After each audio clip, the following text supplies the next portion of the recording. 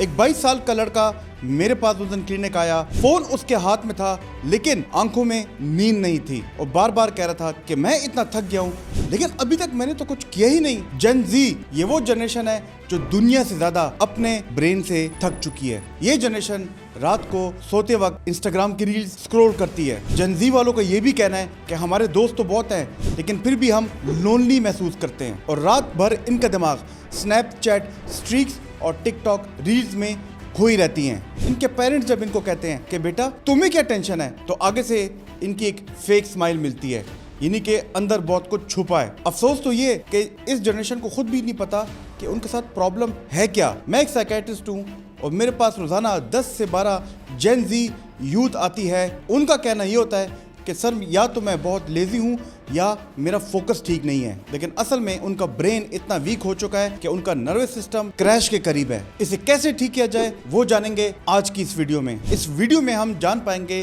कि जनरेशन जी जो कि सोशल मीडिया एडिक्शन का शिकार है उनकी क्या प्रॉब्लम्स हैं, बल्कि हम ये भी देखेंगे कि सोशल मीडिया का क्या पॉजिटिव व्यू है लेकिन उसके नेगेटिव इम्पैक्ट से कैसे बचा जाए। क्या आपको पता है कि एक्टिव यूजर और पैसिव यूजर में क्या फर्क है? और जब हम साइकियाट्रिस्ट के पास यूथ आती है और कहती है कि मैं फोमो का शिकार हूं, तो उस फोमो का इम्पैक्ट उनकी मेंटल हेल्थ पे क्या है? जनरेशन जी ज्यादातर अपना टाइम स्क्रीन पर स्पेंड करते हैं लेकिन उसकी कीमत वो देते हैं अपनी इमोशनल हेल्थ को खराब करके। कई तो ऐसे हैं कि साइबर बुलिंग की वजह से डिप्रेशन और एंजाइटी में चले जाते हैं। लेकिन सबसे इंपॉर्टेंट सवाल कि इसका सोल्यूशन क्या है? दोस्तों, एक फिजिकल दुनिया है और एक डिजिटल दुनिया है और याद रखिए एक रिसर्च के मुताबिक दुनिया में 5 बिलियन लोग सोशल मीडिया यूज कर रहे हैं और उनका एक ही मकसद है कि आपका अटेंशन, आपका टाइम और आपके इमोशन स्टेट को कंट्रोल करना। दुनिया में 70% लोग कोई ना कोई सोशल मीडिया ऐप यूज कर रहे हैं और खतरनाक बात यह है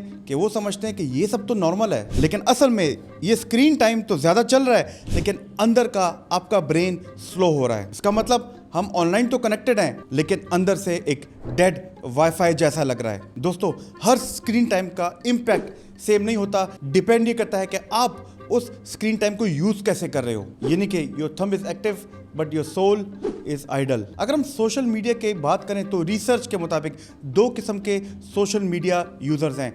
पहले नंबर पे आते हैं जो एक्टिव यूजर्स हैं, यानी कि वो लोग जो दोस्तों से बात करते हैं, शेयर करते हैं, किसी पोस्ट पे कमेंट करते हैं, उसके अलावा वो लाइक भी करते हैं। इससे वो समझते हैं कि रियल कनेक्शन बिल्ड होता है और दिमाग में सुकून का सिग्नल तभी मिलता है जब उनको लाइक्स मिलती हैं या वो कोई कमेंट करे और उनके कमेंट पे कोई रिप्लाई मिलता है। लेकिन इसके मुकाबले में होते हैं पैसिव सोशल मीडिया यूजर्स। ये वो लोग हैं जो कि सब चीज़ें देख रहे होते हैं, पोस्ट, वीडियो और आपकी स्टोरी भी, लेकिन ये सिर्फ उन रील्स को, उन पोस्ट को अपनी लाइफ के साथ कंपैरिजन कर रहे होते हैं।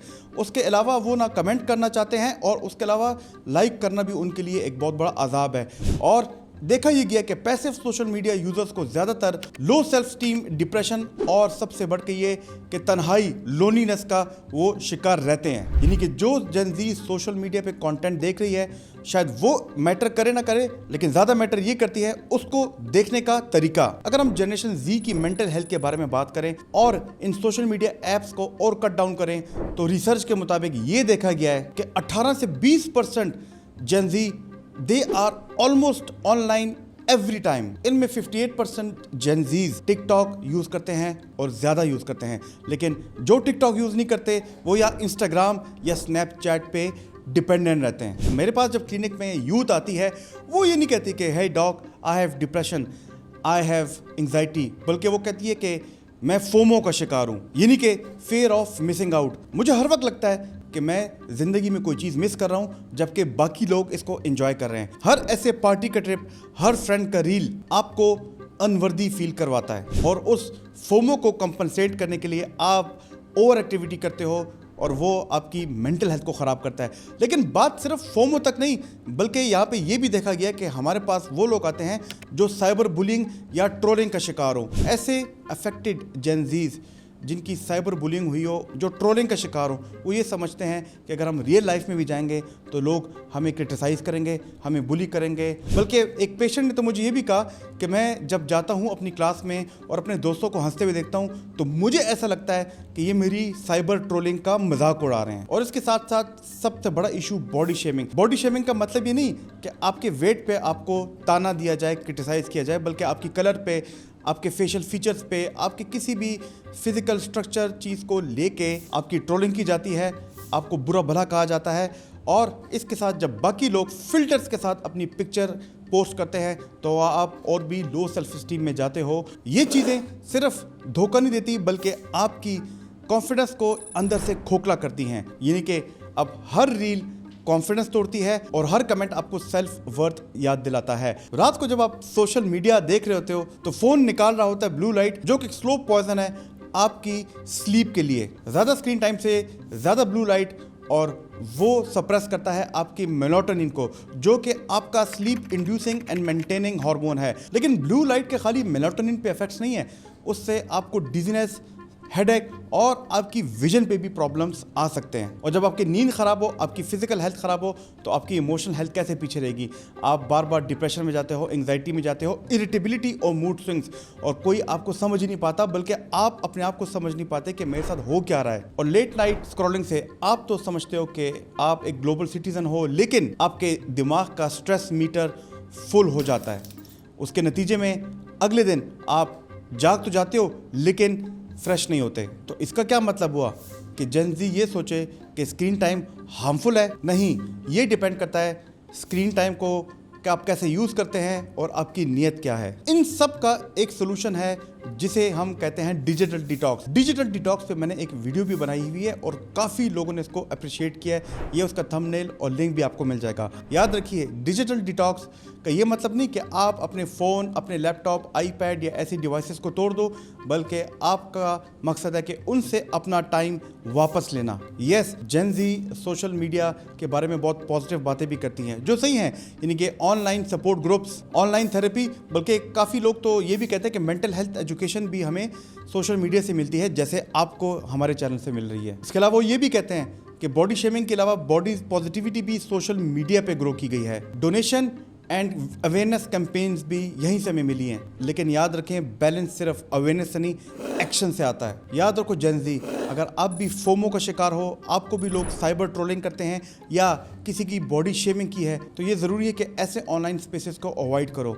सबसे बढ़ के ये ज़रूरी है जो कि मैंने किया कि स्क्रीन टाइम की बाउंड्री सेट करो।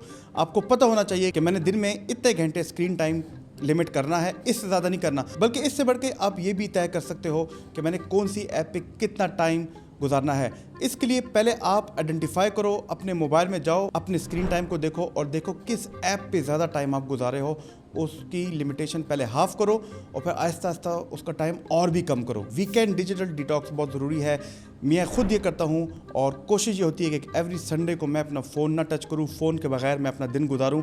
शुरू में ये बात मुश्किल लगेगी आपको, लेकिन आहिस्ता आहिस्ता आप इसको एंजॉय करना शुरू करेंगे और आप संडे के अलावा किसी और दिन का भी इंतखाब कर सकते हो जिसमें आप डिजिटल डिटॉक्स करो और डिवाइस फ्री रहो और अपने साथ वादा करो कि उस दिन मैंने डिवाइस को कम से कम हाथ लगाना है। इसके साथ साथ ये बहुत ज़रूरी है कि आपकी ऑफलाइन हॉबीज़ हों। ऑफलाइन हॉबीज़ में gym, exercise, walk, painting, book reading. दोस्तों, ट्रस्ट द प्रोसेस, ये सारी चीज़ें हेल्दी हॉबीज़ हैं और हमेशा से, सदियों से होती आ रही हैं। आप भी इनको अपनाओ, यकीन जानिए कि आपका ब्रेन आपको थैंक यू करेगा। जो पेरेंट्स हैं उनके लिए बहुत ज़रूरी है कि अगर आपका बच्चा 16 साल से छोटा है तो उस पर पेरेंटल गाइडेंस के ऐप्स लगाओ कि you should know what your kid is going through और what content he is consuming, क्योंकि जो कंटेंट वो कंज्यूम करेगा वो उसकी पर्सनैलिटी में बन जाएगा। और याद रखो कि मैसेजिंग और कमेंटिंग से बेहतर है कि आप रियल कन्वर्सेशन करो, रियल लोगों से मिलो, रियल लोगों से बात करो। और जब आप उनसे बात करो, आप अपना फ़ोन अपनी जेब में रखो और उनको सुनो, उनके इमोशंस को समझो और try to understand their mindset. इससे आपका माइंडसेट क्लियर होगा, उसमें क्लैरिटी आएगी। जेन ज़ी, याद रखो, सोशल मीडिया आपकी सेटिस्फैक्शन लाइक्स और कमेंट्स के साथ कनेक्ट करता है, हालांकि रियल लाइफ में ऐसा कुछ भी नहीं। और याद रखिए कि मैं एक साइकियाट्रिस्ट हूँ, मेरा काम सिर्फ दवाई देना नहीं बल्कि आपको ये भी याद दिलाना है कि ज़िंदगी सिर्फ ऑनलाइन रहने का नाम नहीं। जेन ज़ी, अगर आपको मेरी ये वाली वीडियो पसंद आई है तो ये वाली वीडियो भी ज़रूर देखना, जिसमें मैंने माइंडफुलनेस की टेक्निक बहुत आसानी से समझाई है।